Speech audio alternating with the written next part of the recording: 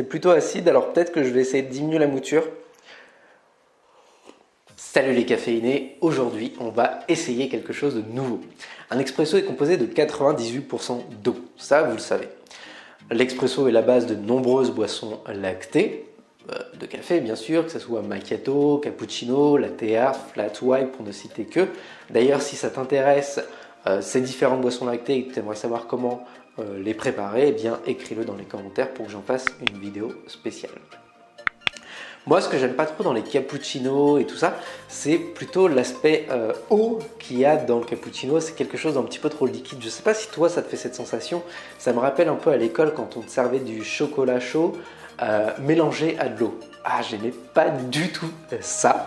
Et comme en ce moment, je suis en train de faire un challenge où j'essaye d'améliorer ma montée de mousse de lait et pour faire ensuite des latte art, eh bien, mon cerveau a fait une association. Pourquoi ne pas essayer d'extraire du café directement avec du lait?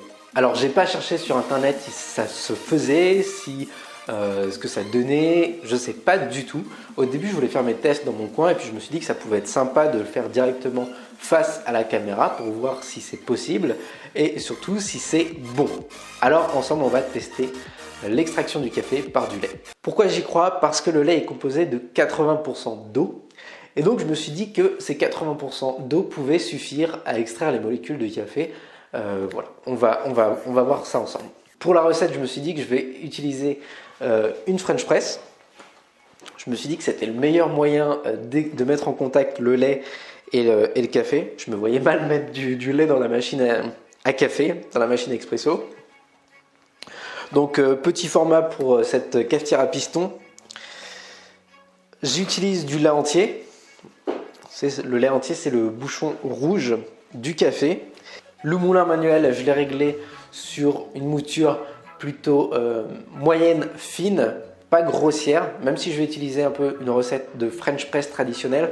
Que même si le lait est composé à 80% d'eau, eh bien 80% d'eau, c'est pas 100% d'eau. Et je me suis dit qu'il fallait que je diminue un peu la taille de mouture pour pouvoir extraire plus facilement les molécules de café. Je vais utiliser 15 g de café pour 250 ml de lait.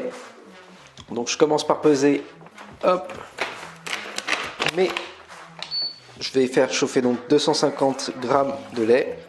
Donc je vais essayer de vous montrer ce que ça donne au niveau de la mouture.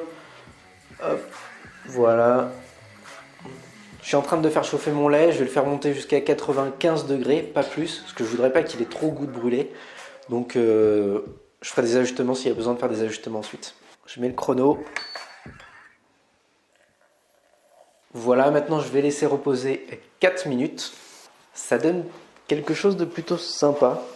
Voilà, on arrive maintenant à 4 minutes. Je vais casser la croûte.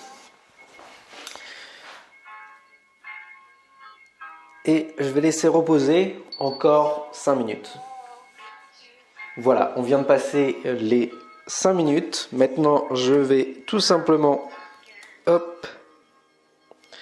La couleur est plutôt claire. C'est un petit peu de mal à couler. Donc ça donne quelque chose en tasse de plutôt clair. Il n'y a pas de mousse. Alors, je ne sais pas si vous allez bien voir. Donc ça sent comme les boissons lactées à base de café. Je sens bien le café. C'est plutôt acide, alors peut-être que je vais essayer de diminuer la mouture. En tout cas, je sens bien que c'est plus épais.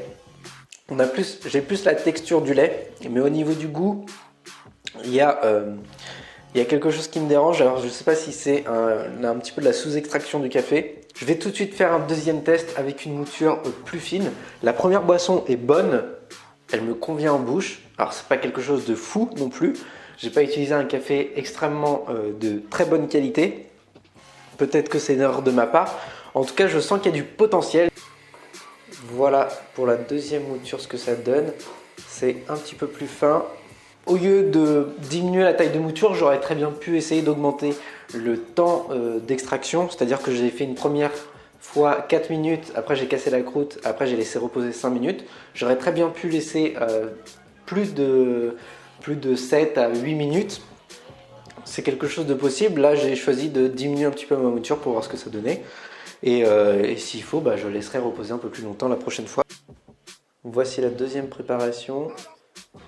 Donc maintenant on va voir ce que ça donne. Et franchement ça donne vraiment quelque chose de pas trop mal. Avec des ajustements, ça peut rendre vraiment bon la boisson. J'aime bien la texture. Plus onctueux, pas forcément plus onctueux, mais plus épais en bouche. Et ça, je trouve ça vachement agréable. Essayez chez vous. Dites-moi ce que vous en pensez. Avec des ajustements, je suis sûr que ça peut donner quelque chose de très très bon. Allez, sur ce, je vous souhaite une agréable semaine. À très bientôt. N'hésite pas à t'abonner si cette vidéo t'a plu. À essayer d'extraire ton café avec du lait, avec différents laits. Essaye plein de choses. Le but, c'est de s'amuser et de prendre du plaisir. À bientôt.